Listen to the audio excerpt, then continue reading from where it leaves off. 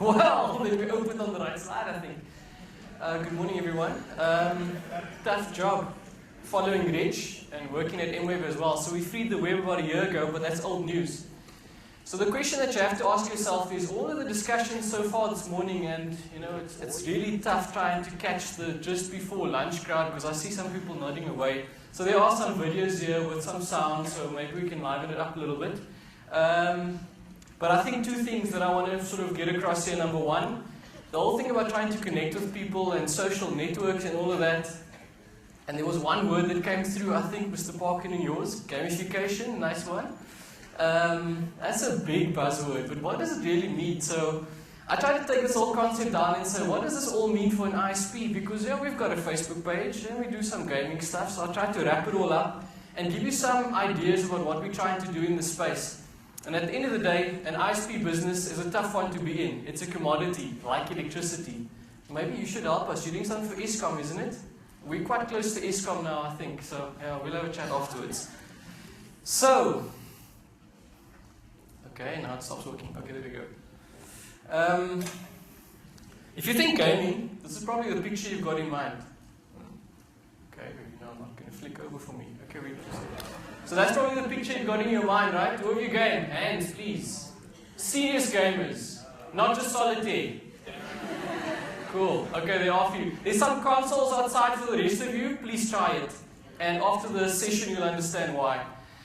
But as you see, the guys that put up their hands, the guys and ladies, by the way, none of them look like this. So why in our minds, when we think about gaming, we think it's A, it's for kids, or B, it's probably because you're socially inept and you sit in a little dark corner and you only have friends on the internet, you don't have real friends.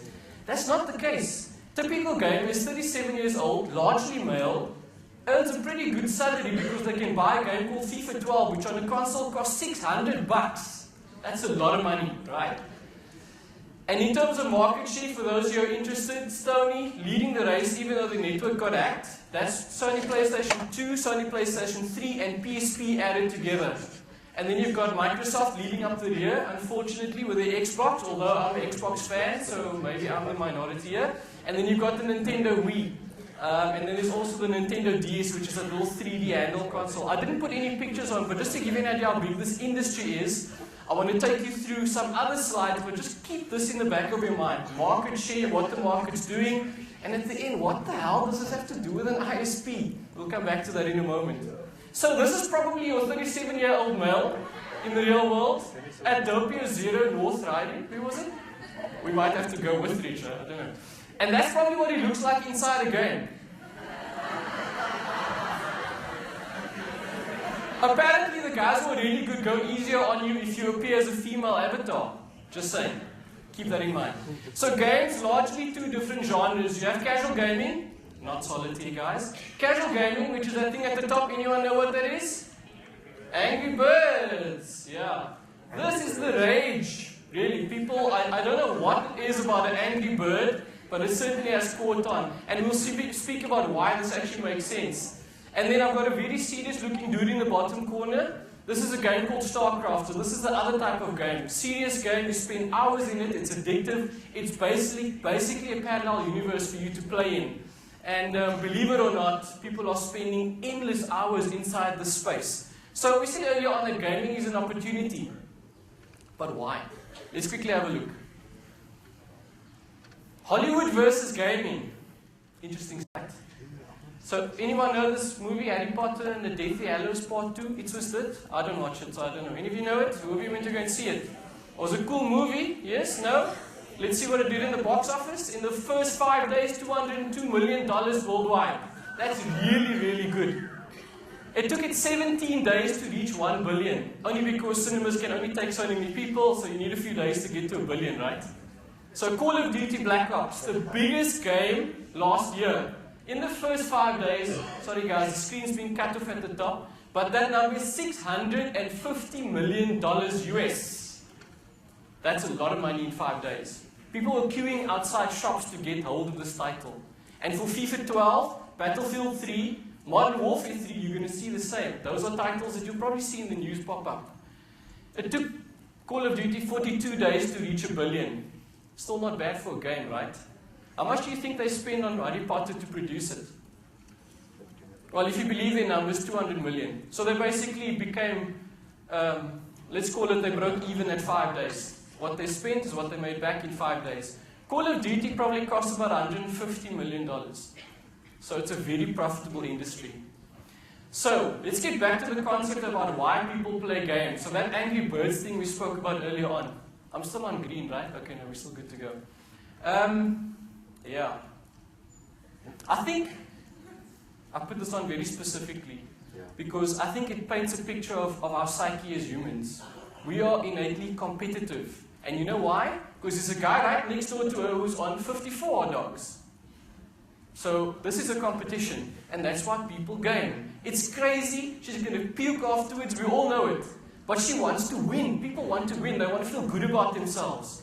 So, I don't have any psych degrees or anything like that, so this is just me reading a whole lot of books and stuff, and I really enjoy reading. So there's a lot of thoughts that come out about why people game, and I sort of try to get 5 bullet points. Sorry, I'm not a CA, so I can't count either. So, why do people game? A, you want to test your skills against everyone else. You really want to know how good you are, right? Because everyone thinks they're the shizness, and then they play and then they get their asses kicked. B, it's skill rather than luck. No one likes a game where it's luck. You want to actually say, well, I did this. It's ownership, personal mastery, let's call it that. Third, excitement and adventure. It's a parallel universe. You might suck, you might have a really bad day job, and guys, when you choose where you go and work, make sure you don't end up in a dead-end job. It's the most soul-destroying thing ever. But if you do, play games. You want to avoid boredom. Some people actually have lots of time to burn. So anyway, that's another reason why people play games. And then the last one, which is speaking about everything else that we've heard of this morning, it's really about having fun with your friends. That's the bottom line. I'll show you a few videos later just to drive it home. So here's people with real PhDs and stuff, and I thought I'd put up their quotes on the screen. One, from a lady by the name of Jane McConaughey. She's got a PhD in studying games. How's that for a day job? Right? Yeah. But I think she makes a very good point. And what she says is that this virtual world where people are playing games, we should harness that energy and use it to solve problems. Now think about South Africa. Okay, we got an orange light, so I got to hurry it up because I got 2 videos that you need to see. Because I want you all to go and play on those consoles later. I did, that's why I came in late. Anyway. She says that number 1, you've got to use games to solve real world problems. It's a nice, easy way to fail. Fail quickly. Learn from your failures and then succeed. What nicer place to do it is if you actually don't get hurt. I mean, someone can shoot you in the head and then you just respawn. It's quite nice. Second part, kids playing games. Understand our problem in South Africa? Literacy and numeracy. That is it. I actually don't have an opinion on the South African education system, although my dad's a teacher and I spend lots of time with him trying to improve his content and so on for the kids. But I think that games help kids get better with spelling and maths and all those things that you need in day-to-day life. It's not about the formulas and all those things, it's how you apply your mind. And I think those 2 quotes really speak to it. Hopefully we can share the slides afterwards and you can read up about these 2 people. So here's my first video. Enjoy, hopefully it works. Hey guys, Jessica Chobite here with another IGN full motion preview. Ever get the urge to just put down your controller, get off your couch and dance? Yeah, me too. Luckily, Ryan Clements and I just had the opportunity to try out Harmonix's Dance Central for Connect, and we had a total blast. Ryan's the expert though, so I'll let him talk us through the demo. Thanks, Jess. Alright guys, let's start off with a dance battle. This is a competitive dancing mode where Jess and I are competing for points. You score points by doing the moves on the right side of the screen there, in time with the music. Looks like I'm struggling and I'm doing everything in reverse. Whoops. Time to redeem myself with the freestyle section. This is where you can do whatever moves you want, just for fun. I was worried I looked a little silly here, but doesn't look too bad. I thought I messed this up, but every time I watch it, it just seems like I actually don't look totally embarrassing. But I have to give the stage to a much more attractive member of the IGN crew. Okay, Jess's turn. You can see here she's still trying to get into the rhythm. The flashing red light means she missed the move.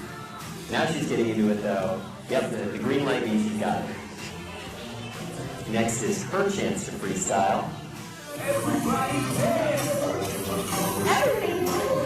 All you. Come on, you're gonna find this too! I'm the teacher karaoke. Let's check the score. Big surprise! Jess has her victory dance. Thank you for rubbing it in. So it's all about competing and winning, right? That's usually what it's about. But think about karaoke in a game like that. By the way, the other thing I didn't mention is that is a controllerless game. So it's called the Xbox Connect. It basically plugs into your Xbox. It's like these 3D eyes that look at you and maps your motions and puts it on the screen, and then you get scored against the game. Dance Central is the name of the title for anyone who's interested. There's actually a fairly good workout routine in there as well. I'm just saying. But at the end of the day, it's a competitive thing, right? There's scoring at the end. So let me show you something else. Call of Duty Elite is... Okay, Call of Duty... Again? Call of Duty... Man, Call of Duty... Man, come on! Okay, people, read my lips. Oh, wait. Well, watch them live slightly and listen to my voice. Call of Duty Elite is basically going to change the way we play multiplayer. It's like somebody turned your headset into like a sticky grenade and blew your effing mind. You guys know what I mean by effing. So, there's one small problem with that. You remember the story? That mad guy in Norway.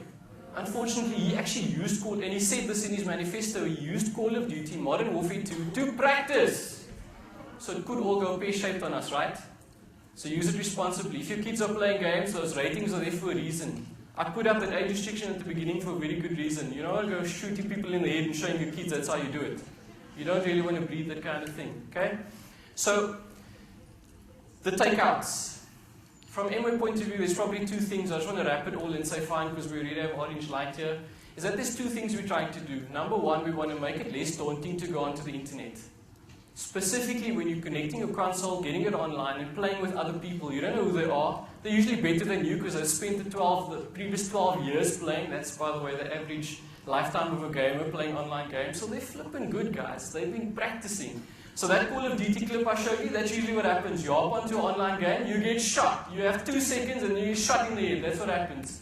So what we want to do is try and find a nice soft landing spot for you. So we're calling it Gamers in Beta. You join up on the program and we actually show you how to play the game. We take you through a very non-threatening environment, take you through some of the levels, some of the guns, some of the whatever it is. It depends on the game. If you use Call of Duty as an example, there's different maps and all sorts of things. So we try and take away the learning curve and get you into the online space as quick as we can. Number 2, we need to improve the standard of the SA gamer. And not because I want us to be better at first-person shooters, because I want to improve literacy and numeracy skills. At the end of the day, that's what it's all about. Reading a map and being able to apply strategy to that is no mean feat. You need to actually use your brain. And the last one is we want to make people play multiplayer, because that's what social is all about. Well, how much fun is it playing with yourself in a dark corner? Did I say that? Takeaways. So if you don't remember anything I've spoken about, at least take these 3 things with you. You heard about the network effect. Mr. Parkin actually told you about how impressive that really is. And again, if you're the only oak playing in a little dark corner, that's not really fun. But if many other millions of people are also playing, it actually makes it quite a nice thing to do and spend your time with. From an entertainment point of view, gaming is rivaling the best of Hollywood. So if you're looking for a career, please don't think of gaming as a thing the kids do. It's really becoming mainstream. Some of those mechanics are actually embedded into all the things we do today. And the last thing from an MWeb point of view is that it's a nice way to burn bandwidth. If you think about what you're going to do with your uncapped bandwidth, gaming is a nice way to burn through all those gigs. So hopefully at the end of all of this, you went from gaming, and I don't like swearing, so we'll revert from what the F to for the win, which is what FTW stands for. If you're going to get into gaming, that's what you want to do. Thank you.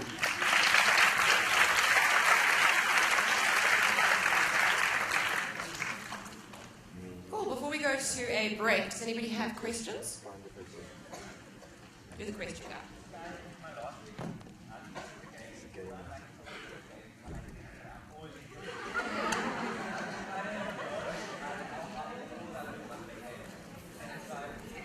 So you want to start a business in gaming?